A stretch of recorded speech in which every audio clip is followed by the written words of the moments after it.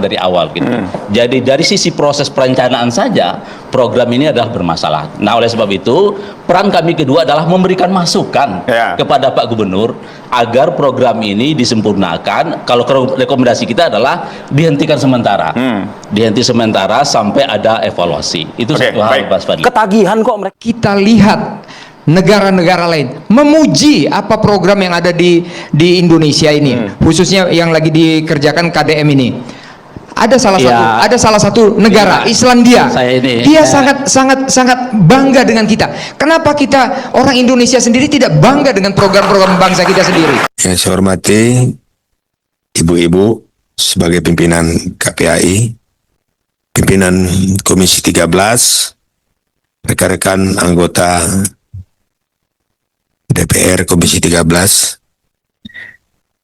Saya melihat dari tugas-tugas KPAI ini dari klaster perlindungan khusus anak, ini luar biasa sekali. Ibarat memang hal-hal yang menyangkut persoalan anak ini jelas ditangani oleh KPAI. Tadi sudah dipaparkan oleh Pak Rapidin, termasuk dengan korban program perlakuan seksual dan lain sebagainya. Saya melihat kalau dari kewenangannya ibaratnya macan ompong, ya, nggak ada fungsi saya lihat apa-apa. Dibandingkan dengan LPSK. LPSK ini kemarin ada kejadian seorang guru memperkosa muridnya dan menggauli anaknya di Berandan. Ini LPSK menangani secara khusus. Harusnya ini adalah tugas KPAI sebenarnya.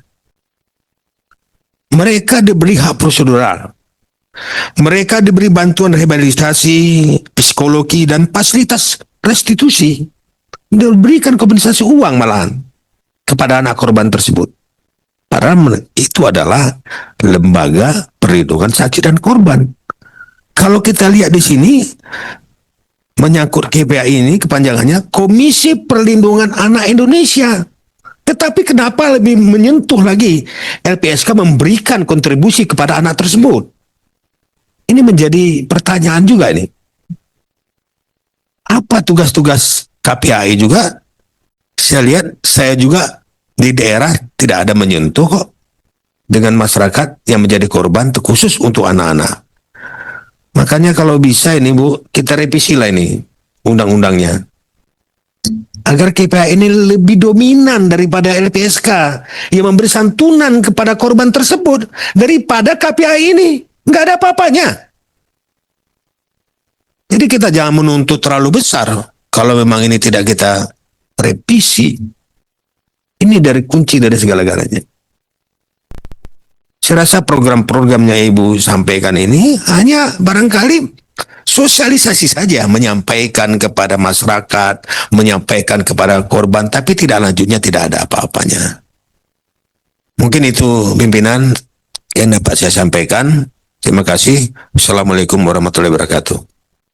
Baik, lanjut kita dari sisi kiri saya, Bu Meti, kami persilahkan.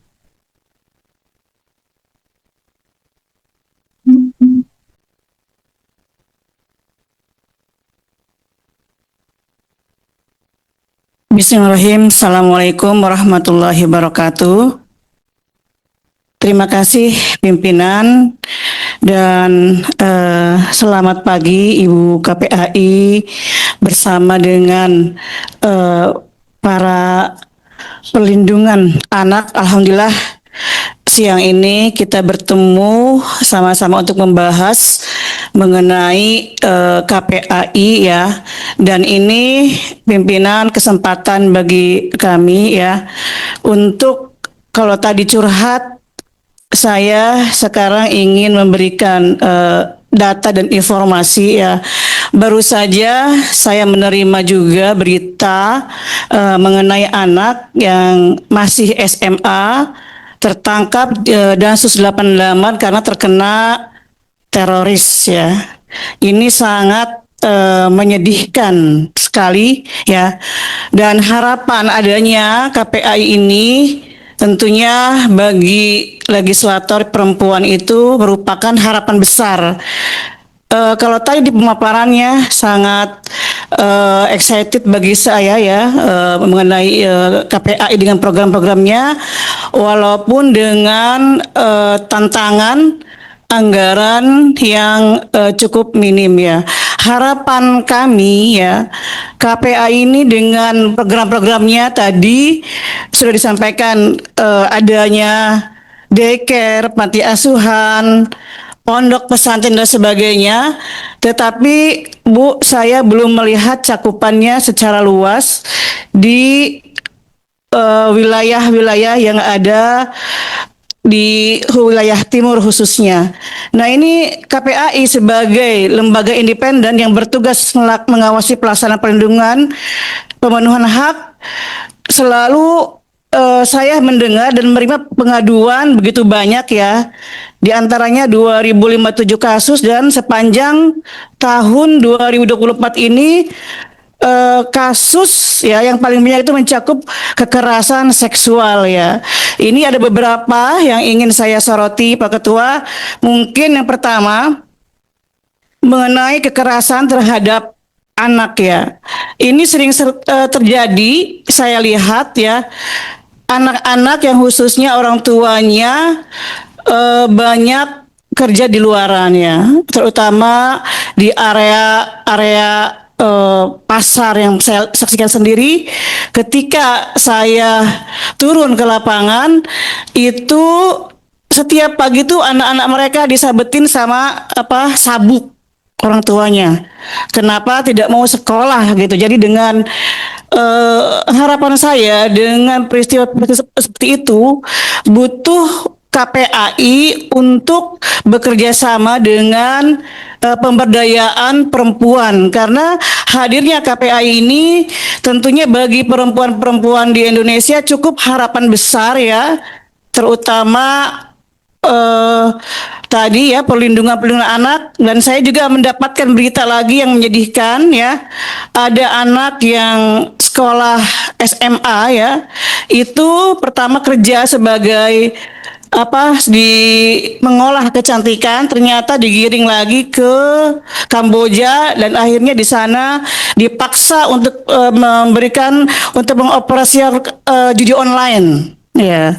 Jadi lari ke kedutaan, nggak mendapat perlindungan. Ini tolong bekerja sama dan berkolaborasi mungkin dengan anak-anak kita yang terjerat dalam kasus ketenagakerjaan yang masih di bawah umur. Kemudian yang kedua, nah kelembagaan dan kewenangan tadi ya, KPAI sebagai lembaga non struktural, KPAI memiliki keterbatasan tadi yang disebutkan ya, karena kurangnya eksekusi dalam anggaran, sehingga saran dari saya Ibu KPAI ya, ini jangan mempengaruhi efektivitas pengawasan dalam advokasi gitu kan, karena harapan besar pasti ada di pundak ibu-ibu ini, sebagaimana bahwasanya anak itu adalah madrasatul umat, jadi sekolahnya untuk umat, untuk ke depan kebaikan bagi bangsa agama kita. Sebetulnya tantangan apa sih Ibu ya terkait statusnya kelembagaan ini, tantangan yang terberat bagi Ibu KPAI ini dengan keterbatasan selain anggaran? Ini saya ingin mendengar langsung ya, karena banyak sekali kasus-kasus yang belum terselesaikan dan terus meningkat. Kemudian yang ketiga, sinergi tadi yang disampaikan mengenai kolaborasi dengan lembaga terkait ya. Nah, ini bagaimana KPAI menilai efektivitasnya kerjasama dengan kementerian, dengan lembaga lain dalam perlindungan anak. Saya belum mendapatkan contoh bagaimana KPAI mengatasi masalah-masalah yang sangat krusial di negara kita. Kemudian konkret yang diambil KPAI untuk meningkatkan sinergi antar lembaga, ingin saya dengar juga, karena saya masih berharap adanya KPAI ini di tengah-tengah kita membawakan solusi yang tepat ya. Ke LPSK tadi kita LPSK yang bulan lalu kita mengadakan kunjungan itu sudah lumayan luar biasa. Nah, ini dari KPAI saya ingin mendengar bagaimana sinergi konkretnya KPAI untuk melaksanakan tugasnya. Yang terakhir, penguatan kapasitas SDM ya terhadap penanganan kasus di KPAI itu. Nah, bagaimana upayanya untuk meningkatkan kapasitas SDM-nya dalam infrastruktur pendukung ya. Nah, yang terakhir Pak Ketua, KPAI dalam memastikan bahwa setiap kasus yang diterima itu dapat ditangani secara efisien dan efektif ya. Karena mungkin nanti apabila terlihat hasil dari KPAI ini untuk mengatasi dengan cepat dan cermat dalam permasalahan, bisa saja dari kita bersinergi dari Komisi 13 untuk boleh untuk menambahkan anggaran seperti itu Pak Ketua. Iya, karena saya sangat berharap KPAI ini merupakan lembaga yang menjadi payung perlindungan khusus terhadap anak-anak kita ya. Terima kasih pimpinan. Assalamualaikum warahmatullahi wabarakatuh. Assalamualaikum warahmatullahi wabarakatuh, teman-teman. Ya, itu fungsi KPAI itu apa ya? Coba ya garis bawahi teman-teman, fungsi KPAI itu apa ya. Tadi ya sampai ngotot-ngotot ya debat, KPAI katanya tidak setuju lah dengan program Kang Deddy Mulyadi karena belum sempurna ya. Lantas dirimu sesempurna apa? Ya, sampai menjelaskan bahwa